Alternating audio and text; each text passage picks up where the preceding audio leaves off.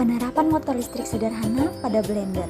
Halo teman-teman semua, perkenalkan nama saya Salaisya Marani Fateha dengan NIM 122260103, Prodi Farmasi TPB 42. Halo semuanya, perkenalkan nama saya Muhammad Dafa Fawaz dengan NIM 122260111 dari Prodi Farmasi TPB 42.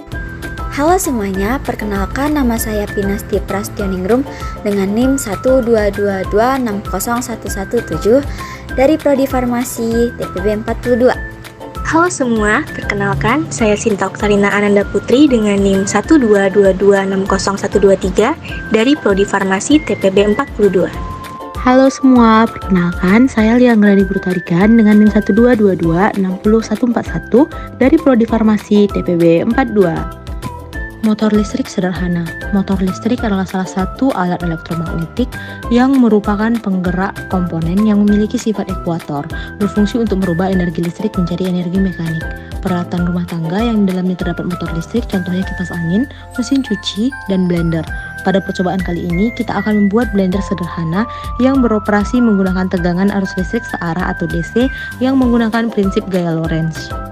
Motor listrik AC. Motor listrik AC adalah motor listrik yang bekerja dengan cara memanfaatkan tegangan AC atau alternative current, atau bisa juga disebut sumber arus bolak-balik agar dapat menggerakkan motor tersebut.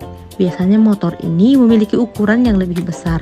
Hal ini dapat kita lihat pada pompa air yang digunakan di rumah. Selain itu, motor listrik AC juga terbagi menjadi dua jenis, yaitu motor sinkron atau synchronous dan motor induksi atau induction. Motor sinkron. Motor dengan jenis sinkron ini memiliki cara kerja berkecepatan tetap dengan frekuensi tertentu. Prinsip kerja dari motor listrik tipe ini dipengaruhi oleh interaksi antara medan magnet stator dan medan magnet rotor.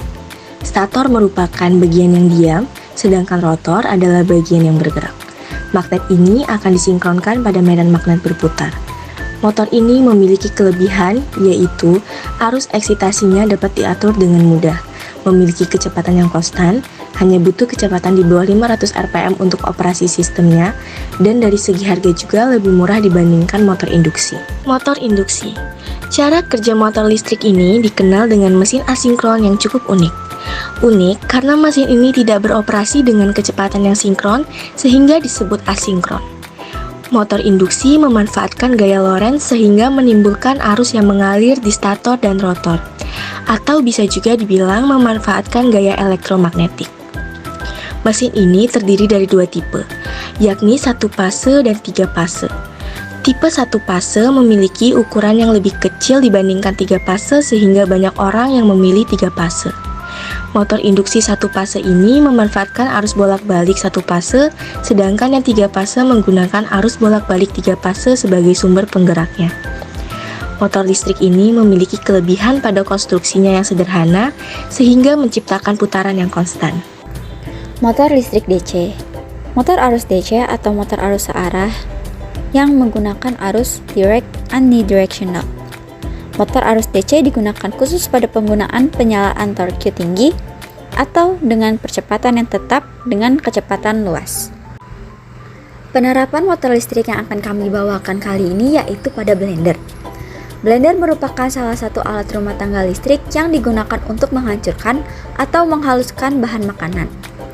Alat ini menggunakan komponen penggaris berbentuk pisau bermata 4. Pisau ini berputar melalui kopel roda-roda gigi dari karet ke poros motor yang berputar. Pada badan atau bodi blender terpasang sebuah skalar yang berfungsi untuk menghidupkan dan mengatur kerja motor. Blender beroperasi menggunakan tegangan arus listrik searah atau DC yang menggunakan prinsip gaya Lorentz. Gaya Lorentz. Gaya Lorentz merupakan gaya di dalam bidang fisika yang timbul karena muatan listrik yang bergerak oleh arus listrik yang berada di dalam suatu medan magnet. Arah dalam gaya Lorentz dapat diketahui dengan kaidah tangan kanan di mana ibu jari menunjukkan arah arus listrik dan 4 jari lainnya menunjukkan arah medan magnet. Sedangkan telapak tangan menunjukkan gaya arah Lorentz. Jika menggunakan 3 jari, diketahui ibu jari menunjukkan arah arus listrik, jari telunjuk menunjukkan arah medan magnet, dan jari tengah menunjukkan arah gaya Lorentz. Gaya Lorentz pada kawat sejajar dengan rumus F sama dengan mu 0 dikali I1 dikali I2 per 2pi alfa dikali L, dengan keterangan F adalah gaya magnet dengan satuan Newton, mu 0 adalah permeabilitas kawat dengan satuan Wb per AM, I1 adalah arus listrik pada kawat 1 dengan satuan ampere, I2 adalah arus listrik pada kawat 2 dengan satuan ampere, L adalah panjang kawat dengan satuan meter, dan alfa adalah jarak antar kawat dengan satuan meter. Adapun kelebihan dan kekurangan alat ini. Kelebihan pada alat ini yaitu tidak menggunakan biaya yang banyak, bahan dan alat digunakan sederhana dan mudah untuk ditemukan, alat mampu berputar dengan 2 jenis kecepatan.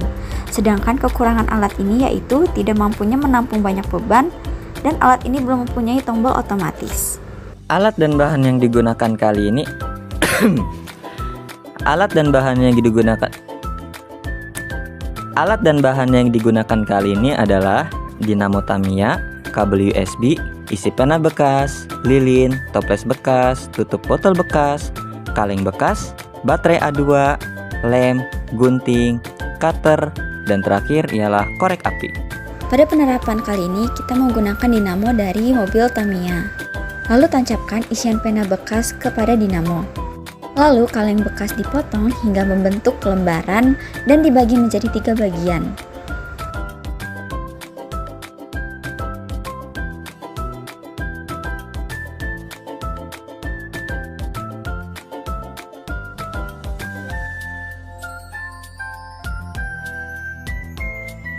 Lalu bentuklah 2 potong kaleng bekas menjadi bentuk tanda tambah lalu ditekuk.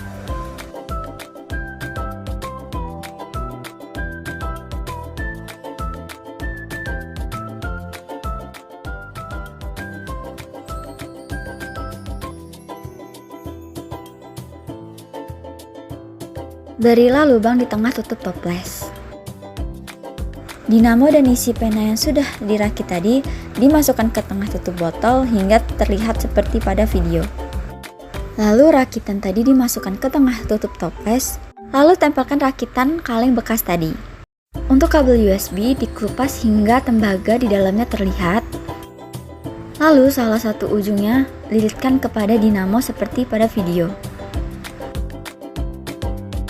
Ujung kabel yang lainnya ditempelkan pada baterai yang berfungsi sebagai sumber tegangan.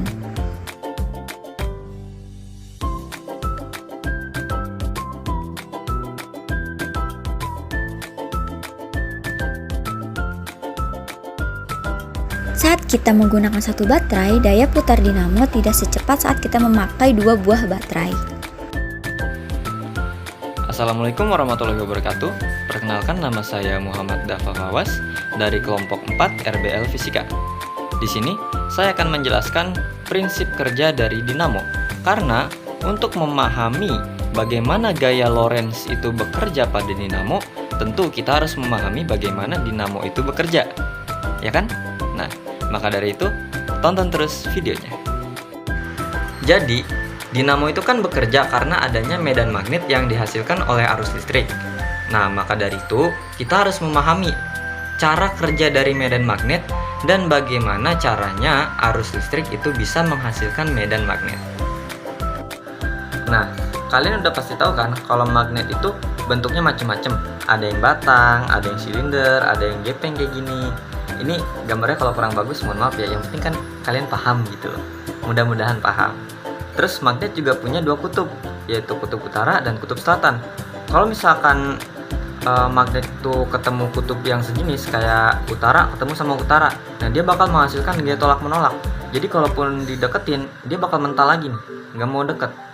Tapi kalau misalkan magnet itu ketemu dengan kutub yang berlawanan, kayak ini selatan, terus ketemu sama utara, itu bakal saling tarik menarik. Jadi walaupun nggak deket-deket amat, dia bakal langsung nempel gitu. Selain daripada magnet-magnet yang emang dasarnya udah magnet, besi juga bisa jadi magnet. Gimana caranya? Dengan melilitkannya menggunakan kawat tembaga, kemudian dialiri oleh arus listrik yang berasal dari baterai. Waktu kita ngasih arus listrik ke tembaganya, si besinya tuh bakal punya dua kutub, yaitu utara dan selatan. Kalau misalkan kawat tembaganya tuh kita balik, yang atas jadi bawah, yang bawah jadi atas, kutubnya juga bakal ikut kebalik. Utaranya di sini, selatannya di sini. Jadi kalau kawatnya itu dibolak-balik, kutubnya juga bakal berubah.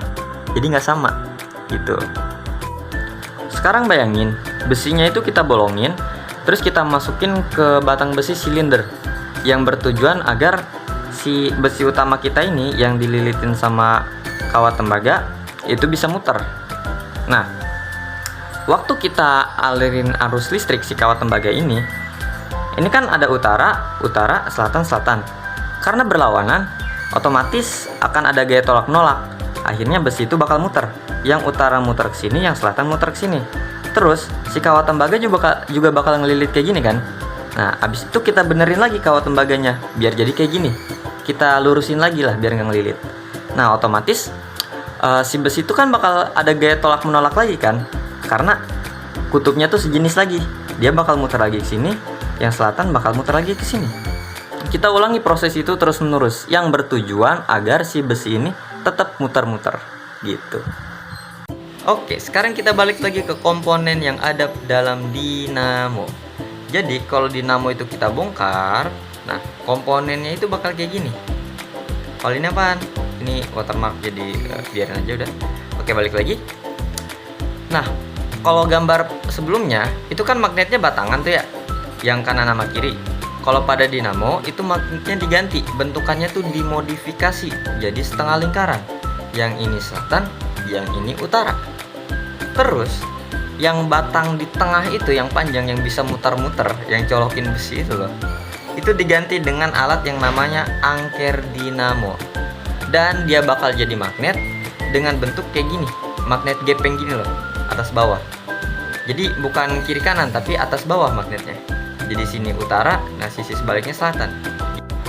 Terus kalau di gambar yang sebelumnya kan kita harus ngebolak-balikin kabelnya terus tuh ya, biar kutub positif sama negatifnya sesuai.